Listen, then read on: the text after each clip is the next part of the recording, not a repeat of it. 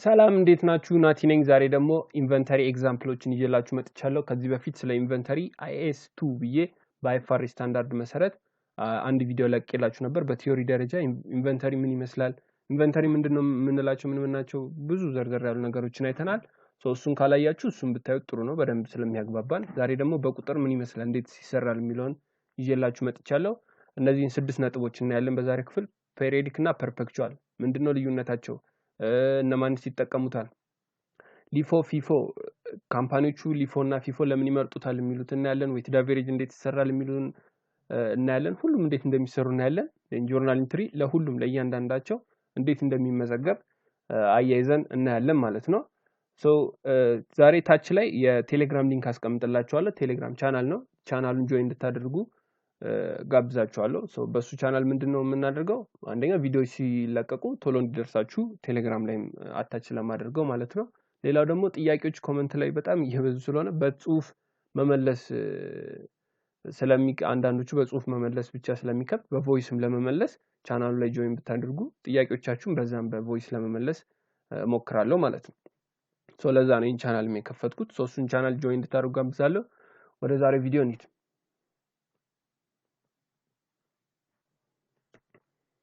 የመጀመሪያው ዘ ዲፈረንስ ቢትዊን ፔሪዮዲክ ኤንድ ፐርፔክቹዋል ነው። ፔሪዮዲክ እና ፐርፔክቹዋል ምንድነው ልዩነታቸው ነው። ፐርፔክቹዋል የምንለው በፐርፔክቹዋል ከተጠቀምን ማለት ነው የሜተድ አይነት ነው ወይም የሲስተም ነው። ፐርፔክቹዋል እንጠቀም ፔሪዮዲክ እንጠቀም ብለን የምንወስን አይነት ነው። ፐርፔክቹዋል ከተጠቀምን ምንን እየተጠቀምን ነው? ኢንቨንተሪን ሪፖርት የምናደርገው ለዛን አየር ወይም ከአንድ አካውንቲንግ ፔሪድ ባነሰ ጊዜ ውስጥ ሪፖርት ይደረጋሉ ማለት ነው ኢንቨንተሪዎቹን ደግሞ ነውን አፍተር ኤቭሪ ሴልስ ኤንድ ፐርቼዝ ያሉንን ኢንቨንተሪዎች በእያንዳንዱ ሽያጭና ግዢ ላይ እናውቃቸዋለን ወይም እንመዘግባቸዋለን ማለት ነው። ኮስት ኦፍ ጉድ ሶልድ ያው ከሴልስ ጋር የሚያያዝ ስለሆነ ሴልስ ስንሸጥ በምን ያህል ኮስት የገዛነውን ጉድስ ነው የሸጥነው የሚለውንም ጎን ለጎን አያይዘን እንመዘግባለን ማለት ነው። ፔሪዮዲክ ደግሞ የምንለው አኑዋል ቤዝ ነው የሚመዘግበው ወይም በአመቱ መጨረሻ አካውንቲንግ ፔሪዮዱ ሲያልቅ እንመዘግባለን። አንድ ጊዜ ቆጠራ አድርገን እንመዘግባለን። በእያንዳንዱ ሽያጭና ግዢ ላይ ኢንቨንተሪ ሪከርድ አናደርግም። ኮስት ኦፍ ጉድ ሶልድ ደግሞ በአመቱ መጨረሻ ላይ አንዴ ሪፖርት ሲዘጋጅ እንመዘግባለን ማለት ነው። ግን ምንድነው ፐርፔክቹዋል ማን ይጠቀማል፣ ፔሪዮዲክ ማን ይጠቀማል? እንደ ኮንሰፕት ለመያዝ ያክል ፐርፔክቹዋል የሚጠቀሙት ፕራይሳቸው ከፍ ያሉ ዋጋቸው ማለት ነው የኢንቨንተሪዎቹ ዋጋ በጣም ከፍ ያሉ የሆኑና ትንሽ አይተሞችን የሚይዙ 5-10 አይተሞች ድረስ ወይም አንድ አይተም ሊሆን ይችላል የሚይዙ ድርጅቶች ፐርፔክቹዋል ይጠቀማሉ። ለምሳሌ መኪና የሚሸጡ ካምፓኒዎች መኪና ዋጋው በጣም ውድ ነው፣ በመቶ ሺዎች ወይም በሚሊዮን የሚቆጠር ነው። የሚይዙት የመኪና አይነት ደግሞ 5 አይነት ወይ 6 አይነት ኢንቨንተሪዎችን የሚይዙት አይደል። ቪትስ፣ ኮሮላ፣ ቪኤት ምናምን ብለው እነዚህ 10 ወይ 15 የሚሆኑ አይተሞችን ይዛሉ። ለቁጥጥርም ይመቻቸዋል። ስለዚህ አንድ መኪና ሲሸጡ ይመዘግባሉ፣ አንድ መኪና ሲያስገቡ ይመዘግባሉ ማለት ነው። ኢንቨንተሪ ላይ ያሳያሉ። ፔሪዮዲክ ላይ ደግሞ የምንጠቀማቸው ምን አይነት ድርጅቶች ናቸው? እንደ ለምሳሌ ዋጋቸው ትንንሽ የሆኑ ለምሳሌ ከትንሽ ከ10 ብር ከ20 ብር ጀምሮ እስከ 5000 6000 ድረስ ብዙ አይተሞችን የሚይዙ ፋርማሲዎችን ለምሳሌ ፋርማሲ ፓራስታሞል በ15 ብር በ20 ብር እንገዛለን። 5000 6000 የሚያወጣም የህክምና መድኃኒት እንገዛለን ማለት ነው። እና ብዙ አይተሞች ናቸው አሁን በእንትን ውስጥ ያሉት ፋርማሲ ውስጥ ለምሳሌ አንቲባዮቲክ ተብሎ ብዙ አይተሞች አሉ። 50 100ም ሊደርስ ይችላል። እሱ እውቀት የለኝም፣ ግን የአንድ ፋርማሲ ውስጥ ገቡ ያሉት የመድኃኒቶች ብዛት አሉ አይደል። አንድ ፓራስታሞል ስትሸጡ ኢንቨንተሪ ልትመዘግቡ ማለት ነው ፐርፔክቹዋል ከተጠቀማችሁ። ስለዚህ እንደሱ አይሆንም። ከፕራይስም አንፃር ስለማይመች ለቁጥጥር አሰልቺ ነው የሚሆነው እሱ መመዝገብ። ከዚህ አንግል ነው የሚታየው። ፔሪዮዲክ ፐርፔክቹዋል ሲሉ ዝም ብሎ የምርጫ ጉዳይም አይደለም፣ የድርጅቱም የሚይዘው የኢንቨንተሪ አይነትም ይወስነዋል ማለት ነው። እኛ ስለመረጥን ብቻ አይደለም። ወደ ቀጣይ እንሂድ። ፊፎ ፈርስት ኢን ፈርስት አውት። ይሄ ሜተድ ስሙን ያዙት፣ ፈርስት ኢን ፈርስት አውት። ቀላሉ ሜተድ እሱ ነው። በቃ ራሱ ቋንቋው ስሙ እንደሚነግረን ፈርስት ኢን መጀመሪያ ገባ፣ ፈርስት አውት መጀመሪያ ይወጣል ወይም መጀመሪያ ይሸጣል ማለት ነው። አሱ የሚያደርገው early purchase goods must sold and the late one will be ending inventory። በቃ መጀመሪያ የተገዛው ይሸጥና መጨረሻ ላይ ካልተሸጠ ending inventory ሆኖ ያልፋል ማለት ነው። እንደዚህ አይነት ካምፓኒዎች የሚጠቀሙት ምን አይነት አይተሞችን የሚይዙ ናቸው? ፊፎን የሚጠቀሙት ብዙ ጊዜ ካልን ጉድስ ሞስት ፋሽነብል የሆኑ አይተሞችን ወይም ኢንቨንተሪዎችን የሚሸጡ ድርጅቶች ከሆኑ ፊፎ ሜተድ ይጠቀማሉ ማለት ፋሽን ያው ወቅታዊ ነገር ስለሆነ ፋሽኑ ስለሚያልፍበት ቶሎ የገባውን ቶሎ መሸጥ ስለሚያስፈልግ ማለት ነው። ሌላ ዲፈረንት ፉድስ ኤንድ ቢሄቪየሮች ምግቦች ምናምን የሚሸጡ አገልግሎት የሚሸጡ ድርጅቶች ፊፎ ሜተድ ይጠቀማሉ ስለሚበላሽ ማለት ነው። ብዙ እነሱ ጋር ከሆነ ሜዲሲንም ባይሆን ወይ ሜዲሲንን ጨምሮ ሌሎችም ኤክስፓየር ዴት ያላቸው አሉ አይደለ? ኤክስፓየር ዴት የተጻፈባቸው። ስለዚህ ኤክስፓየር ዴት ከማድረጋቸው በፊት ቀድሞ የተመረቱትን ቀድመን ማስወጣት አለብን ማለት ነው። ፊፎ ሜተድ የምንጠቀመው ከዚህ አንግልም ከድርጅቱ ማለት ነው። ከድርጅቱ ኢንቨንተሪ አይተሞች አንግልም እንድታዩት ነው ይሄንን ያመጣሁላችሁ። ላስቲን ፈርስት አውት ሊፎ ሜተድ ይሄኛው ደግሞ ከፊፎ ተቃራኒ ማለት ነው። ይሄኛው ምንድነው የሚሆነው? ላስት ፐርቼዝ ጉድስ መስት ቢ ሶልድ ፈርስት ኢን ዘ አርሊ ፐርቼዝ በቅርቡ የገዛ ነው ኢንዲንግ ኢንቨንተሪ ይሆናል። ላስት ፐርቼዝ ወይም ደግሞ መጀመሪያ አካባቢ የገዛናቸውን ኢንቨንተሪዎች አሁን ላይ እንሸጣቸዋለን ማለት ነው። የፊፎ ተቃራኒ ነው። ይሄንን ሜተድ የሚጠቀሙት ምን አይነት ድርጅቶች ናቸው? ለምሳሌ መሬት እየገዙ የሚሸጡ ወይም ቤት እየገዙ አቆይተው እጃቸው ላይ የሚሸጡ አሉ። ለምሳሌ መስከረም ላይ ይገዛል፣ ጥቅምት ላይ ይገዛል፣ ህዳር ላይ ይገዛል። ከዛ ታህሳስ ላይ መሸጥ ከፈለገ መቼ ገዛው ነው የሚሸጠው? መስከረም ላይ ገዛው ቫልዩ ከፍ ስለሚል እሱ ጋር ሲቆዩ ማለት ነው ዋጋቸው ስለሚጨምር እሱን ይሸጣል ማለት ነው። እንደዚህ ለአንድ የሚገዙ አሉ። ጎልድ ወይም የከበሩ ድንጋዮችን ጠቅላላ ብታቆዩቸው እናንተ ጋር ይዛችሁ ብታቆዩቸው ቫልዩአቸው እየጨመረ ነው እንጂ የሚሄደው ልክ እንደ ምግብ አይበላሹብንም ወይ ኤክስፓየር ዴት የላቸውም ኤክስፓየር አያደርጉብንም ማለት ነው። እነሱን አይነት አይተሞች ስንይዝ ሊፎ ሜተድን እንጠቀማለን ማለት ነው። ግን ከአካውንቲንግ አንግል እንዴት ይታያል ደግሞ የሚለውን ለማየት ያክል ለምሳሌ በቀላሉ ለማየት ማለት ነው ኢንቨንተሪ በ10 ብር እና በ20 ብር ገዛን። መስከረም ላይ በ10 ብር ገዛን። ከዛ ጥቅምት ላይ በ20 ብር ገዛን። ሶ ስቴትመንት ኦፍ ፋይናንሻል ፐርፎርማንስ ወይም ኢንካም ስቴትመንቱ እንዴት ይሰራል የሚለው ሴልስ በ100 ብር ሸጥን። ከዛ የትኛውን ኮስት ኦፍ ጉድስ ሶልድ ፊፎ ሜተር ከተጠቀምን በ10 ብር ሊፎ ሜተር ከተጠቀምን በ20 ብር አይደለም እንጠቀመው። ላስት ኢን ፈርስት አውት መጨረሻ የገባውን መጀመሪያ እንሸጠዋለን ማለት ነው። ስለዚህ በፊፎ ሜተድ ብንሰራው እኔ በ100 ብር ሸጥ ነው። በስንት ብር የገዛነው ዕቃ? በ10 ብር። ኦፕሬሽን ኤክስፔንሶች ቢኖሩ 60 ብር። ትርፋችን ስንት ይሆናል? ሁለቱን ስንቀናንሳቸው 30 ብር ኔት ኢንካም እናመጣለን ማለት ነው። ይሄኛው ለማን ይጠቅማል? ለአበዳሪዎቻችንና ለኢንቨስተሮቻችን ትርፋችን ስንት ሆነ? 30 ብር ሆነ።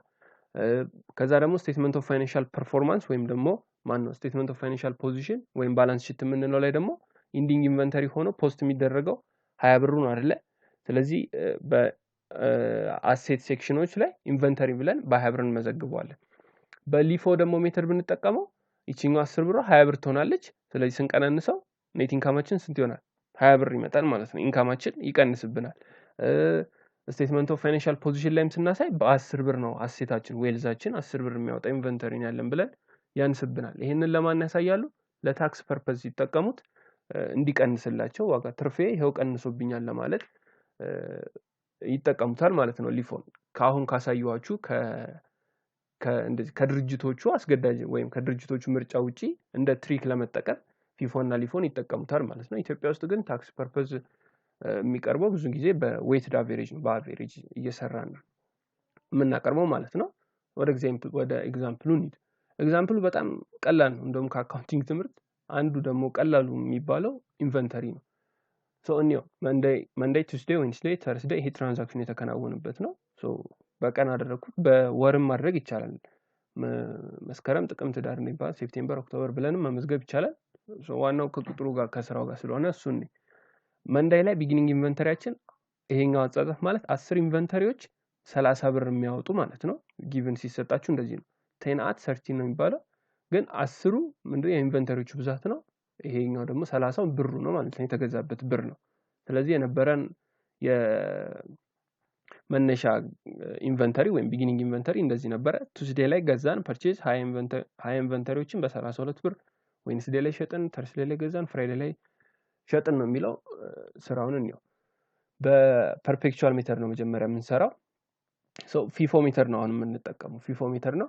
ዴት እንጽፋለን። ፐርቼዝ የጻፍነውን ለብቻ ፐርቼዞቹን ብቻ እንመዘግባለን ቀኖቹ ጋር። ሴልስም እንደዛው እንመዘግባለን። ኮስት ኦፍ ጉድ ሶልድ አለ። ኮስት ኦፍ ጉድ ሶልድ እና ሴልስ አንድ ላይ የሚሄዱ ናቸው። ሌን ኤንዲንግ ባላንስ እንሰራለን።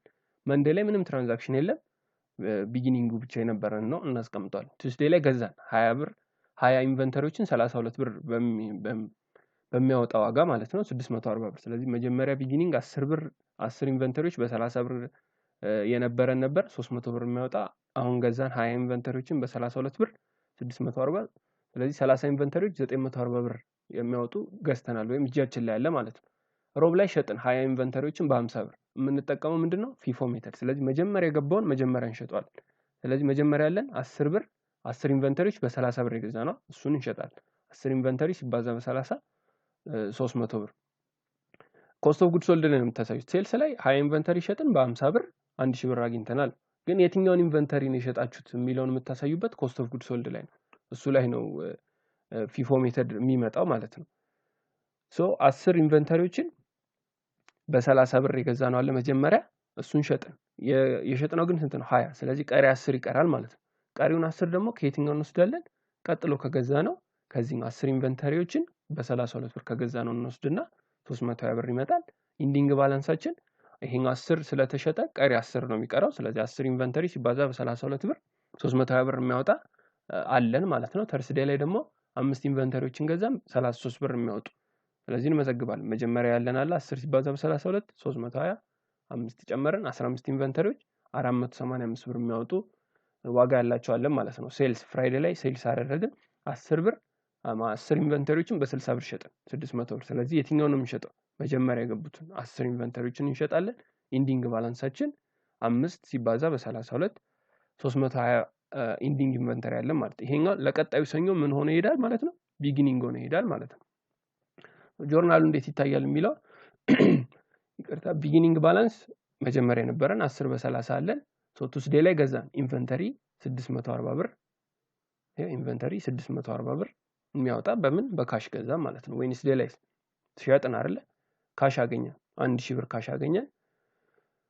ከዛ ሴልስ 1000 ብር መዘግባን። ኮስት ኦፍ ጉድ ሶልድ ላይ ይሄኛው ማለት ነው መጀመሪያ 300 ብር የሚያወጡ ኢንቨንተሪዎችን ከዛ 320 ብር። ስለዚህ ኮስት ኦፍ ጉድ ሶልድ 320 ብር የሚያወጣ ከዛ ደግሞ ኢንቨንተሪያችን ደግሞ ይቀንሳል አይደል? ኢንቨንተሪ ስንገዛ ቱስዴ ላይ ጨመረ አይደል? ዴቢት አደረገ።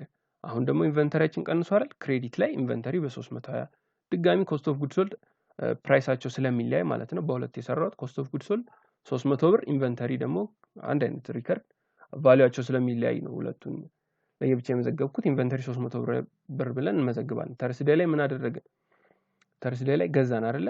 ስለዚህ ከገዛን ኢንቨንተሪያችን ይጨምራል፣ ካሻችን ይቀንሳል፣ እንመዘግባለን። ፍራይዴ ላይ አንድ አይነት አመዘጋገብ እናደርግና ኢንዲንግ ኢንቨንተሪ 5 በ33 ይኖረናል 165 ብር ማለት ነው። ለቀጣዩ ቢጊኒንግ ሆኖ ይሄዳል ማለት ነው። ይሄንን ኤግዛምፕል በሊፎ ሜተድ ብንሰራውስ እንዴት ነው የሚታየው? ሶ ፐርቼዝ ድረስ እንዳልኳችሁ ፊፎ እና ሊፎ አፌክት የሚደረገው ኮስት ኦፍ ጉድ ሶልድ ላይ ነው፣ የትኛውን የሸጥ ነው የሚለው ላይ ነው። ስለዚህ ፐርቼዙ አንድ አይነት ይሄድና ሴልስ ላይ 20 በ50 የሸጥነው ነው። ኮስት ኦፍ ጉድ ሶልድ ላይ ሊፎ ሜተድ መጨረሻ የገባው መጀመሪያ ይወጣል አይደል ያለው። ስለዚህ 20 አይተሞች መጨረሻ የገዛ ነው ስንት ነው? 20 አይተሞች አለን። ስለዚህ እሱን ነው ማለት መጀመሪያ የምንሸጠው ላስት ኢን ፈርስት አውት ስላለን። ስለዚህ 20 ሲባዛ በ32 640 ኢንዲንግ ኢንቨንተሪያችን የትኛው ነው? መጀመሪያ ላይ ነበረን ማለት ነው። እሱን አምጥተን ኢንዲንግ ባላንሳችን ሆኖ ይሄዳል ማለት ነው። መጨረሻ የገባው መጀመሪያ ስለሚሸጥ ማለት ነው። ልክ እንደሱ እንመዘግባለን። ግዢ ሲኖር እንደዚህ ግዢም ሲኖር እንደቀድሙ እንመዘግባለን። ድጋሚ ሽያጭ ሲኖር እሱ ላይ ነው ተጽዕኖ አይደል? 10 ሸጥን። ስለዚህ መጨረሻ የገባው የትኛው ነው? 5 ሲባዛ በ33 አይደል? እሱን እንሸጣለን። ግን የሸጥነው 10 ነው። እዚህ አልበቃም፣ ቀሪ 5 ይቀረናል። አምስቱን ከላይ እንወስዳለን። 5 ሲባዛ በ30 150 ኢንዲንግ ኢንቨንተሪያችን ባለ ስንት ይሆናል? 5 ሲባዛ በ30 ብር የገዛን ኢንቨንተሪ 150 ብር ይመጣል። ይሄ ኢንቨንተሪ ማለት መጀመሪያ መንደል ላይ የነበረን ኢንቨንተሪ አሁንም ይኖረናል። ቀጥሎ የገዛናቸው እነሱ ይሸጣሉ ማለት ነው። ላስት ኢን የገቡት ወይም በመጨረሻ የገቡትን መጀመሪያ ላይ ስለምንሸጣቸው ማለት ነው። ልዩነቱ 150 ብር ይመጣል ማለት ነው። ጆርናል ስናደርግ አንድ አይነት ነው። በቃ ሁለቱም ኮስት ኦፍ ጉድ ሶልዱ በዚህ መንገድ ሁሉም ሴልሱም ቁጥሮቹ አማውንቶቹ ከተለያዩ እነሱን መመዝገብ ነው እንጂ የቅድሙን ህግ ነው የምትጠቀሙት። እዚህም ላይ ኮስት ኦፍ ጉድ ሶልድ በኮስቱ ሴልስ ካለ በሴልዙ ትመዘግቡታላችሁ ማለት ነው። ስለዚህ ቱስዴ ላይ ገዛን ራሱ ኢንቨንተሪ ነው። ኮስት ኦፍ ጉድ ሶልድ ላይ 640 ይመጣል። እዚህኛው ላይ የቅድሙ 640 ሳይሆን 300 እና 320 ነው የመጣው አይደል? ስለዚህ ይሄኛው ኮስት ኦፍ ጉድ ሶልድ 640 ይመጣል።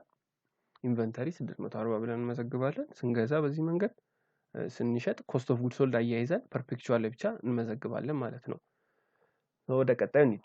weighted average ደግሞ average cost ነው የምንሰራለት ልክ purchase ባደረግን ቁጥር average ዋጋ እናወጣለትና እናስቀምጣለን ማለት ነው አሁን እዚህ ጋር 10 በ30 ብር ነበርና አይደል 300 ብር ከዛ 20 ኢንቨንተሪዎችን በ32 ብር ገዛን ሁለቱንም አናስቀምጥም average እናስቀምጣለን average እንዴት ነው የምንሰራው ኮስቱ የዋጋቸው 640 ሲደመር 300 ብሮቹ ማለት ነው ሌላ ዌንስዴም ግዢ ከሆነ ተርስዴም ግዢ ከሆነ ጠቅላላ የኢንቨንተሪዎቹ የገዛንበት ዋጋ ብር ድምራቸው ማለት ነው እሱ ሲካፈል ለኢንቨንተሪዎቹ ብዛት አሁን መንዴይ ላይ 10 ነበረን ቱስዴይ ላይ 20 አይደል ስንደምረው 30 ከዛ ደግሞ ኮስቱ ስንት ነው 300 እና 640 ስንደምረው 940 ስለዚህ ኮስቱ ዲቫይድድ ባይ ነምበር ኦፍ ኢንቨንተሪ ላሉን ኢንቨንተሪ ስናደርገው 31.33 ይመጣል ይሄኛው ፕራይሱ ነው ማለት ነው ስለዚህ 30 ኢንቨንተሪዎች አሉን ስንት የሚያወጡ በገንዘብ በብር ማለት ነው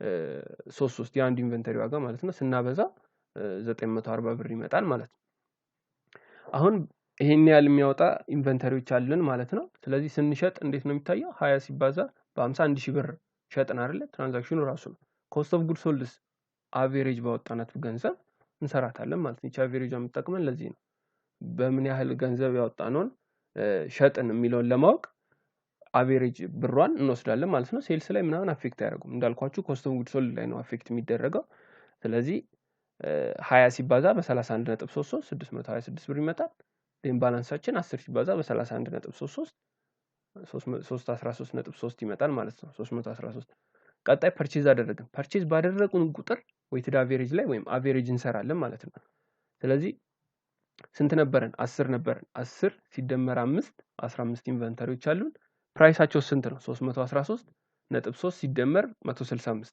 ስለዚህ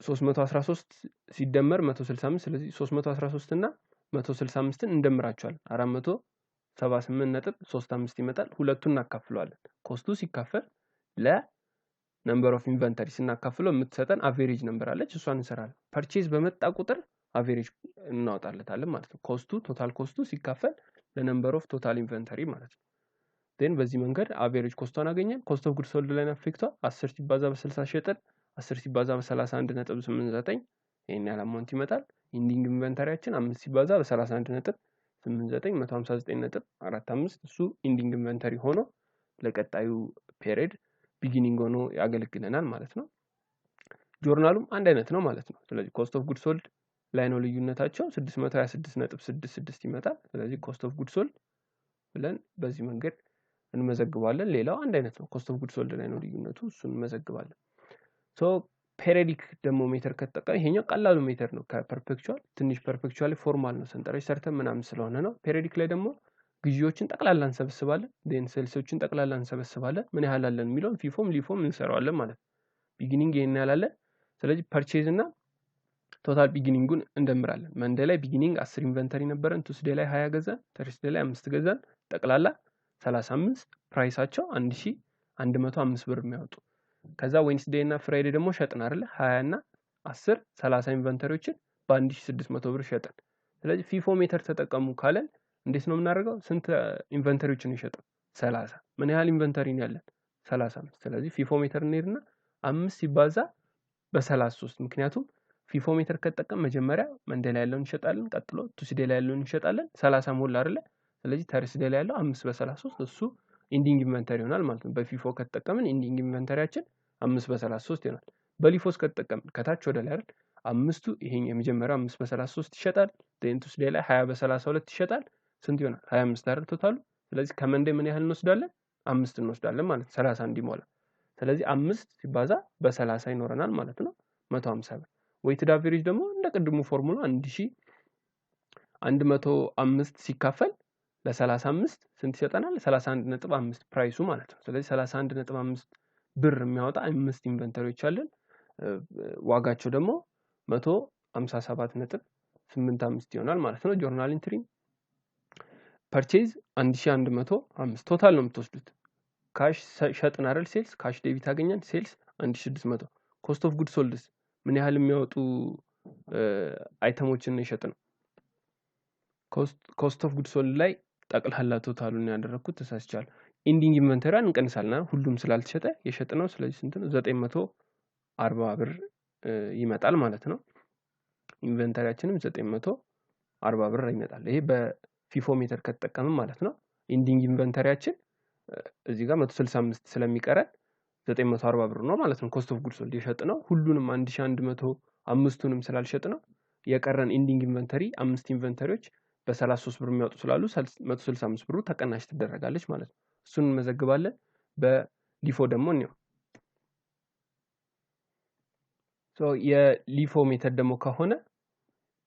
የሊፎ ሜተድ ደግሞ ከሆነ ፐርቼዙም አንድ አይነት ይሆንና ምኑ ላይ ነው? ኮስት ኦፍ ጉድስ ሶልድ ላይ አይደለ? ስለዚህ በሊፎ ደግሞ የቀረችን ኢንዲንግ ኢንቨንተሪ ስንት የምታወጣ ነች?